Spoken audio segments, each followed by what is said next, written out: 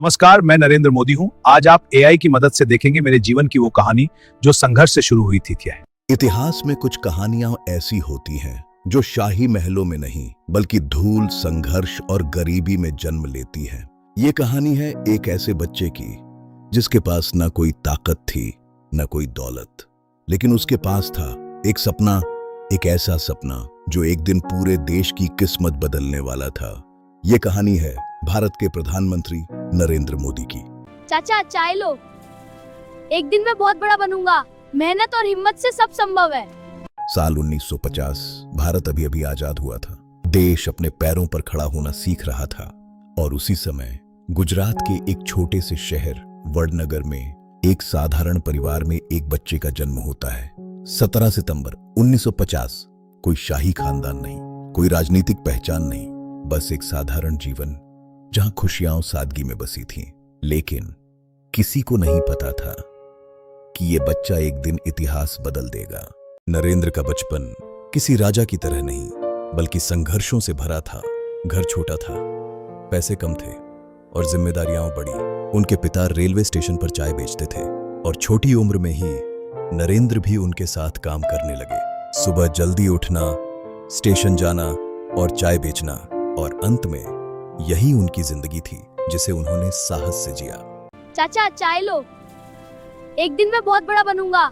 मेहनत और हिम्मत से सब संभव है। कभी गर्मी, कभी ठंड, लेकिन काम नहीं रुकता था, क्योंकि ये सिर्फ चाय नहीं थी, ये उनके परिवार का सहारा था। हर दिन, हर पल संघर्ष बढ़ता गया, लेकिन हार मानना उनके स्वभाव में नहीं था। लेकिन इस कठिन जिंदगी के बीच नरेंद्र के अंदर कुछ अलग था।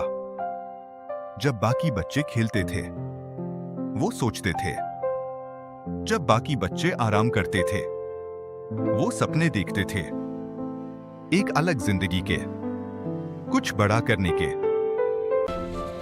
उसके बड़े सपने थे, लेकिन रास्ता मुश्किल था। उसने अपना भविष्य बनाया। कहते हैं उनकी आंखों में एक अलग चमक थी, एक ऐसा जुनून जो उन्हें भीड़ से अलग बनाता था। उन्हें देश के लिए कुछ करना था, लेकिन रास्ता आसान नहीं था। मैं चाय न बेचता हूँ, विनय मामा सदा मैं से सच करूंगा। ये कहानी यहीं खत्म नहीं होती। सच जानने के लिए चैनल सब्सक्राइब करो।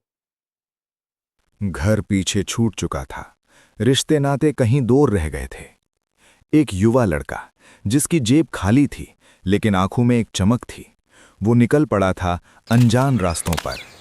ये तलाश पैसे की नहीं थी, ये तलाश शोहरत की नहीं थी, ये तलाश थी सच्चाई की और अपने अस्तित्व की। नरेंद्र अब नरेंद्र नहीं रहे थे, वो एक तरह से सन्यासी बन चुके थे।